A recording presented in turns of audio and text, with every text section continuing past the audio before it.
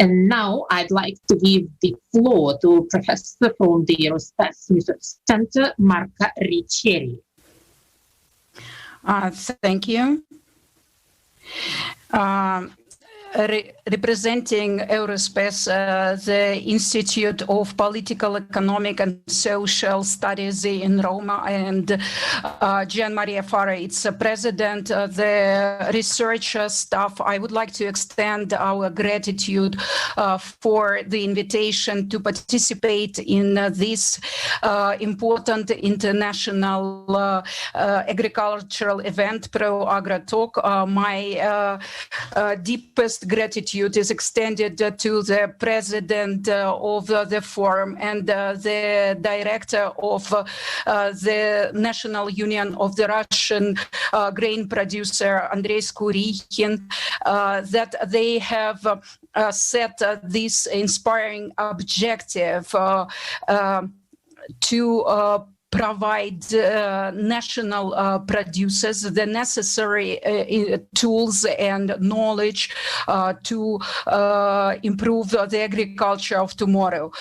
This forum is held in the time frame of structural changes which are marked with large developments, the beginning of the sustainable development crisis and crisis of the pandemics. Sustainability, so the strategic objective of economic, social, and ecological dimension is the responsibilities that all the countries in 2015 approved the Agenda 20, which was later confirmed in international summits such as G20 and the BRICS summits held place in November 2020. In this context, it is important to emphasize three elements. The first is, so the global scenario brings together new discrepancies. It's Agenda 2030 for sustainable development at the moment is a great platform uniting all the countries and a real working tool for implementing common policy and initiatives where each one would assess the experience and building up a new cooperation platform. This platform has a great political and economic value, as it is a key tool for cooperation between countries, communities, arranging round the tables and cooperation within the agricultural forum. The second element is paying special attention to the objectives of Agenda 2030, quite precisely reflect the urgence of developing sustainability model, which is radically different from the previous one. And mostly the qualitative rather than quantitative base, and based on new conditions and new systems of global and regional management. The third element that would be paid attention to is the integration and balanced manner of measuring the new development model. The responsibility taken by the countries are quite precise and strict, so that the measurements should be unanimous. So, and in complex, systematic, and simultaneous. It's quite clear that the economic success cannot be achieved harming environment or social balance. Reversely, the environment protection should not oppress the social development and economic development. The harmony between social and economic gives the sustainability.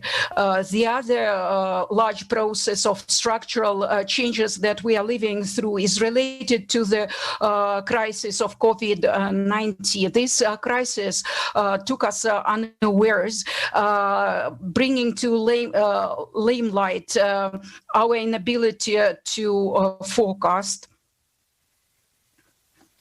So the pandemic crisis has changed the scenario in which we all live, and our work modes, our life, and a serious economic and social disproportion has been more grave, and so to.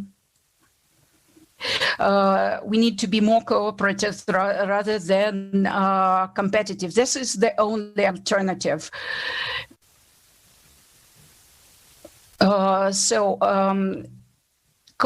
Building cooperation can be seen in the summit documents, which are numerous, with effective overcoming of difficulties related to overcoming COVID-19 crisis, which requires great interstate unity, public and private cooperation, and such statements are closing the summit of G20, which was held on the 20th of November 2020 in El Riyadh in Saudi Arabia. We leaders of G20, Russia and Italy being here in Saudi Arabia are united in our confidence that planning global actions and global cooperation nowadays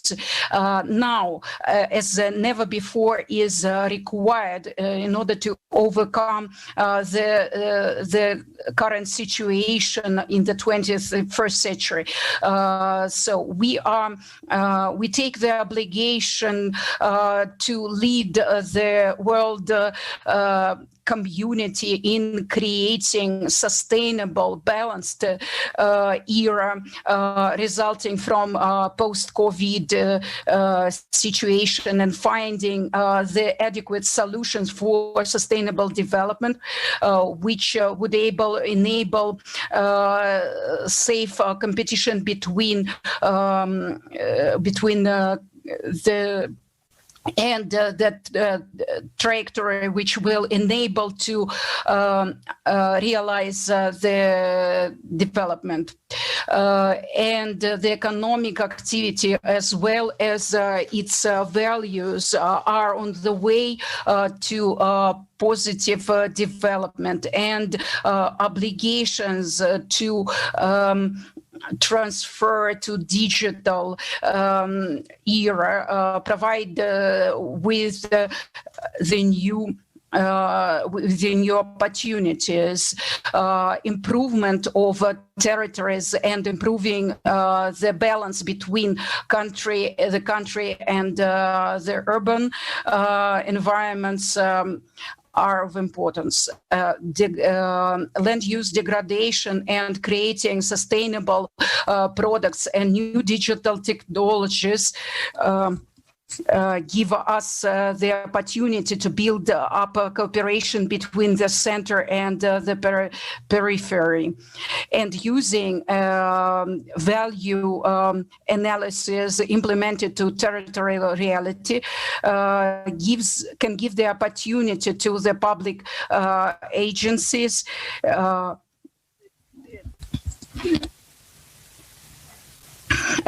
the important role is played by reinforcing private-public cooperation together with universities and business circles.